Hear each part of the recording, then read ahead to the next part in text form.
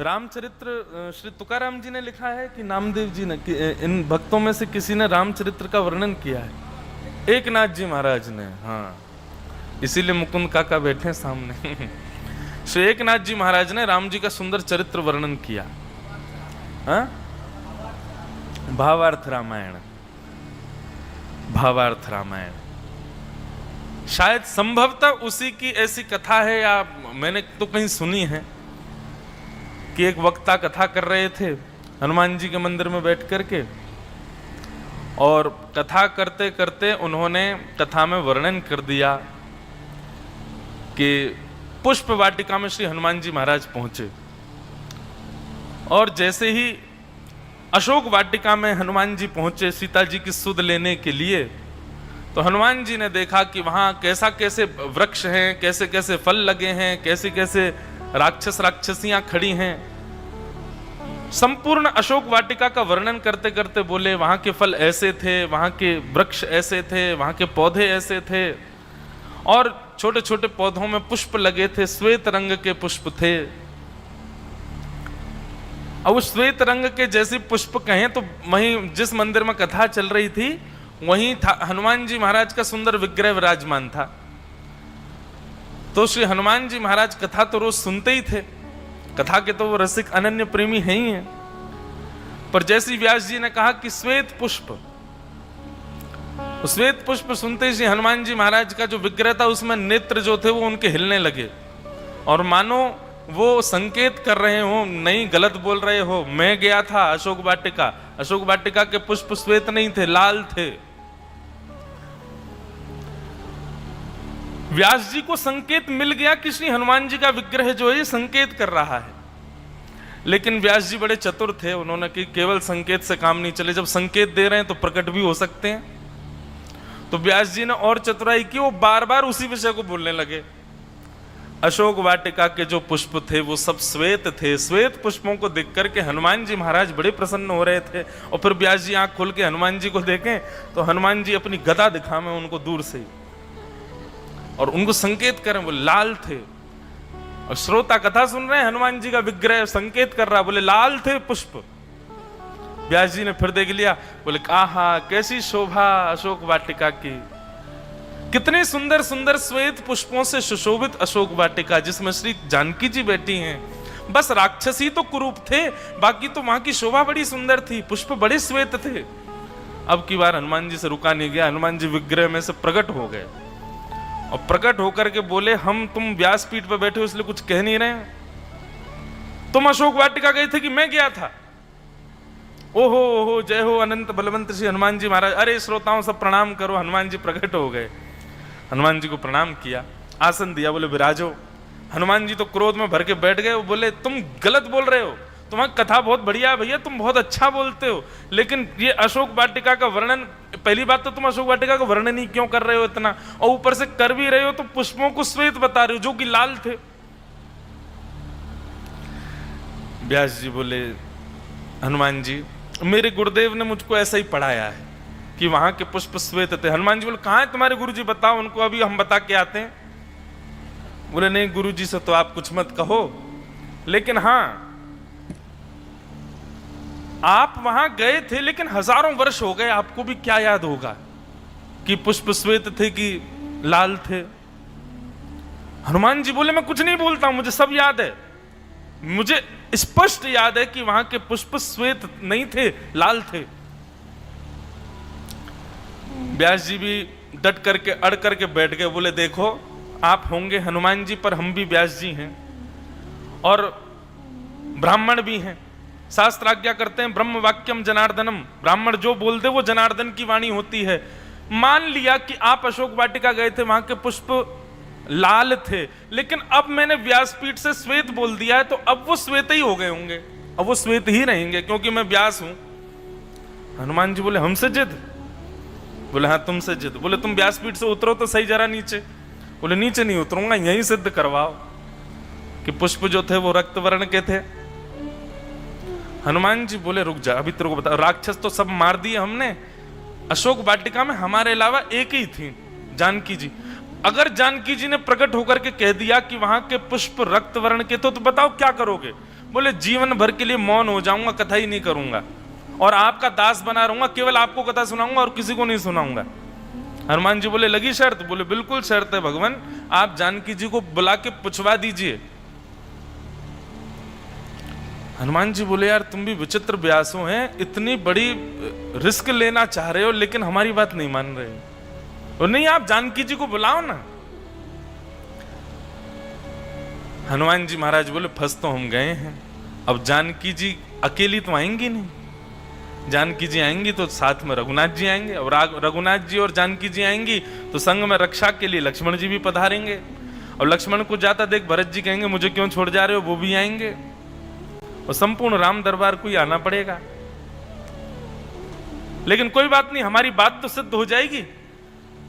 लेकिन मनी मन व्यास जी मन में सोच रहे थे कि हैं तो हनुमान जी ही सत्य, पर ऐसी जिद भी तो करनी है जिससे राम दरबार का दर्शन हो जाए। वो भी लगे पीछे, बोले बुलवाओ सीता जी को। हनुमान जी बोले यहीं बैठे रहो, हम अभी आते हैं। हनुमान जी महाराज दौड़ करके गए और जाकर के साकेत धाम में विराजमान सियावर रामचंद्र भगवान के चरणों में प्रणाम किया। सीता जी बोली बड़े हाँफते हुए आ रहे हो भैया, क्या बात है हनुमंत जी, इतने परेशान क्यों? बोले आप जल्दी चलो, हमारी गवाही देनी है आपको। बोले क्या गवाही देनी है? बोले एक व्यास जी उल्टी सीधी कथा कर रहे हैं नीचे, कथा तो बढ़िया कर रहे हैं पर एक बात गलत बोल रहे हैं। जानकी जी बोली क्या बोल रहे हैं? बोले वो बोल रहे हैं अशोक वाटिका के पुष्प जो हैं वो श्वेत थे, और मुझे याद है मां वहां के पुष्प रक्त वर्ण के थे, और मुझे याद है कि आपको भी पता होगा, आप जल्दी चलो मेरी गवाही दो।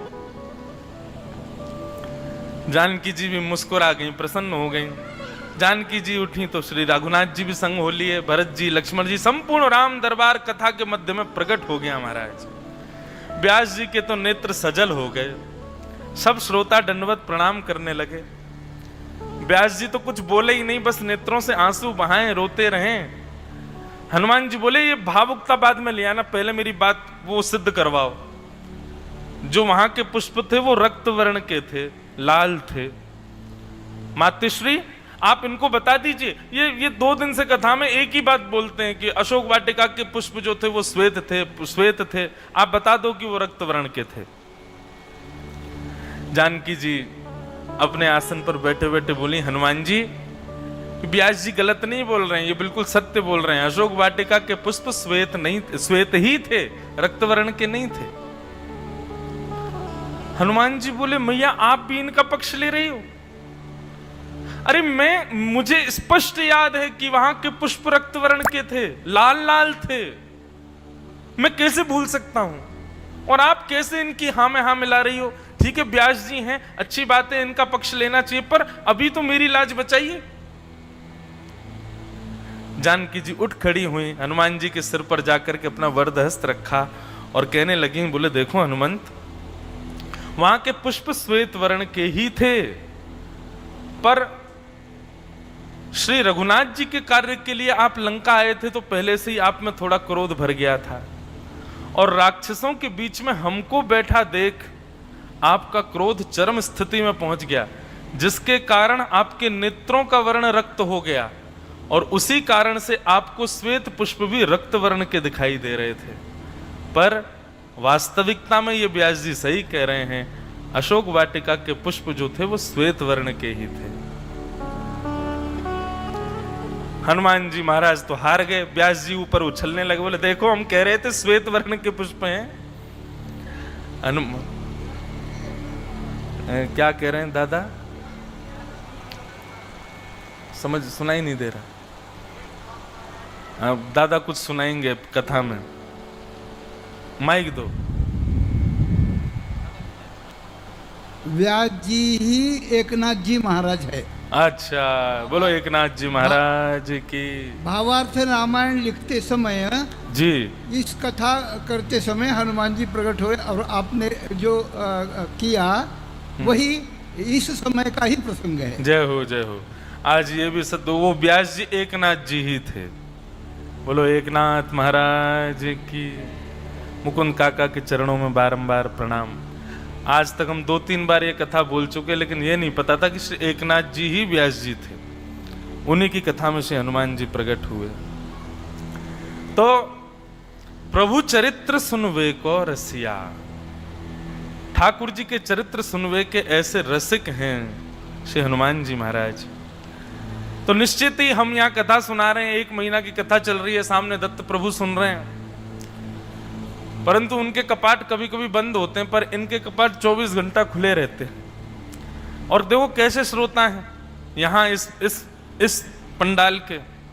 आप सब भी घर जाते हैं, अपने कार्य आदि करते, पर वो यहीं बैठे रहते हैं, जहां पर कथा हो रही है वही स्थान चुन करके बैठे हैं, और किसी को अवरोध ना हो इसलिए पीछे छुप के और बैठे हैं और पूरी कथा सुनते हैं।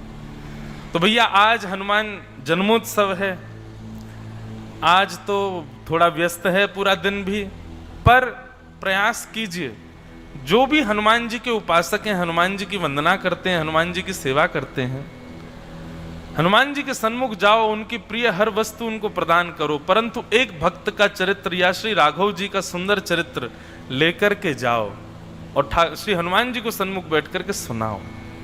उनको बहुत प्रिय है, वो परम आनंद में भर जाते हैं जब कथा श्रवण करते हैं। यत्र यत्र रघुनाथ कीर्तनम तत्र तत्र कृतमस्तकांजलिम बाष्पवारि परिपूर्ण लोचनम मारुतिम नमत राक्षसांतकम। यत्र यत्र रघुनाथ कीर्तनम, जहां जहां श्री राघव जी का सुंदर कीर्तन कथा होती है, तत्र तत्र कृतमस्तकांजलिम, वहां वहां श्री हनुमान जी निश्चित ही प्रणाम करने के लिए, श्रवण करने के लिए जाते ही हैं।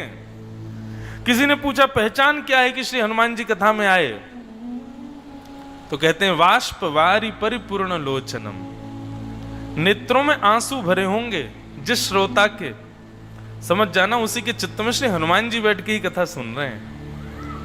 वाष्पवारि परिपूर्ण लोचनम मारुतिम नमत राक्षसांतकम, ऐसे मारुति, ऐसे श्री हनुमान जी को हम बारंबार प्रणाम करते हैं, उनको बारंबार वंदन करते हैं। श्रीमद् भागवत जी में एक बहुत सुंदर श्लोक है श्री हनुमान जी का, अभी कथा में सुनाएंगे।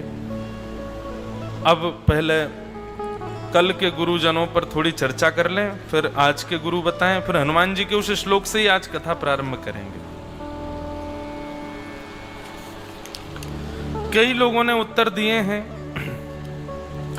पर समुद्र के विषय में अपेक्षा बहुत ज्यादा थी मुझको कि बहुत ज्यादा उत्तर मिलेंगे, पर इतने ज्यादा उत्तर नहीं मिले। पर फिर भी जो मिले हैं उनमें थोड़े थोड़े सुंदर भाव हैं, उनको हम समझ लें एक बार। इन्होंने उत्तर दिया है, समुद्र को कोई कितना भी कोशिश करे खाली कभी नहीं करने का, वो कभी खाली नहीं हो सकता, और ना ही सूरज की भीष्म धूप समुद्र को सुखा सकती है। समुद्र की इस बात से मैंने ये सीखा कि श्री जी के लिए अपने प्रेम को इतना बढ़ा लो कि कोई चाह के भी वो प्रेम